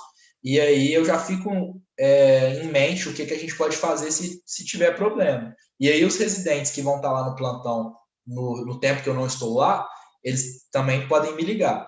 E essa duração do estágio de que eu sou responsável na enfermaria dura 4 meses. Eu divido a enfermaria com outro R1. E aí, nos outros 8 meses do ano, isso vale para o R1 e para o R2, tá? Tem 2 residentes do R2 também que ficam 4 meses na enfermaria. Nos outros 8 meses do ano, a gente fica na enfermaria 24 horas por semana, que é um desses plantões. Nessas 24 horas, a gente tem tempo de revisitar, né? A gente tem um prontuário online com toda a história do paciente e a gente escreve ele de uma forma que, acessando ele durante um plantão, você entende exatamente por que ele está internado e o que está acontecendo durante aquela internação. Então, isso é muito bom para a gente aprender e aí fica mais fácil também identificar o que tem que ser feito. Realmente dá medo nos primeiros dias, mas a gente pega rapidinho. Doutor, e a última pergunta, bem interessante, é em relação ao mercado de trabalho para psiquiatria. Se o senhor pode falar um pouquinho como é que anda. Falo. Vai variar da região. Das especialidades clínicas, é uma que tem sido mais bem remunerada. Está em crescente, a gente vê que está precisando cada vez mais psiquiatra. É difícil achar psiquiatra em plano de saúde, a maioria que atende é particular. Os que atendem no plano, você não consegue, aqui em Belo Horizonte, você dificilmente consegue uma consulta dentro de 2 meses. Então, financeiramente falando, é uma área muito boa. No IPSENG, a gente tem uma facilidade muito boa de inserção em hospital geral, porque a gente já trabalha durante a residência em hospital geral. Então, por exemplo, a rede de psiquiatras do Unimed, dos 15 psiquiatras que trabalham lá, se não me engano, 14 formaram no IPSENG. A gente tem então, assim, a questão de inserção é muito boa. E pensando em salário, é isso que eu falei, né? Quanto mais você tiver com a sua agenda cheia, quanto mais você se diferenciar, mais você consegue cobrar. Tem alguns preceptores meus que cobram, não vou falar o preço não, acho que é antiético, né? Deixa para lá, mas cobram muitos pela consulta. E eu escuto falar também que para quem quer ir para o Nordeste, o salário às vezes dobra ou triplica, que a oferta de psiquiatras é mais difícil ainda. E quem quiser ir para interior, aí que recebe mais ainda, porque tem menos psiquiatra. Então, assim, falta psiquiatra e falta psiquiatra bom também, tá? Não é uma coisa que eu me preocuparia, não. Mas, assim, se você quiser ficar milionário, melhor você fazer cirurgia plástica, sair da medicina. Mas, assim, dá para viver bem. E durante a residência de psiquiatria, o médico, o psiquiatra, no caso, o futuro psiquiatra, ele tem tempo para fazer, participar de UBS, trabalhar em UBS, dar plantão, porque em algumas residências o tempo é mais... UBS não dá, não. A gente consegue fazer plantão, eu consigo fazer 12 horas de plantão por semana por fora. E eu já comecei a atender consulta de psiquiatria também. Claro que eu não posso atender como psiquiatra, né? Eu não posso falar que eu sou médico psiquiatra, mas a partir do momento que a gente forma como médico, a gente pode atender. e aí eu estou começando a pegar algum caso ou outro que são mais simples, que algum preceptor sente confiança de me passar, esse tipo de coisa. Mas, em geral, todos os residentes trabalham por fora. Alguns fazem plantão de clínica. Eu, por exemplo, faço plantão de clínica. Eu consigo fazer 2 plantões de 6 horas por semana. Semana que está mais puxada, eu passo plantão. Tem residente que faz mais, tem residente que faz menos. Mas, em geral, são 50, 55 horas por semana de residência. Se a gente levar em conta que tem residência que passa de 90, 100 horas por semana, dá tempo sim. Certo. Doutor Pedro, essas foram as principais perguntas. Muito obrigada por compartilhar suas experiências conosco. Falar um pouco sobre o currículo e sobre a residência de psiquiatria. A gente pode estar marcando futuras aulas, dependendo da sua disponibilidade, tá? A Liga Acadêmica de Psiquiatria do Maranhão agradece bastante pelo seu tempo. Se eu tenho alguma consideração final? Gente, foi um prazer, muito obrigado, espero que tenha sido proveitoso. Mais uma vez, estou à disposição para quem quiser conversar comigo, quem quiser me acompanhar no @Dr. Pedro Freitas Melo. E é isso, obrigado mais uma vez, estou à disposição, espero que tenhamos mais conversas aí. Obrigada, doutor, boa noite. Boa noite, pessoal.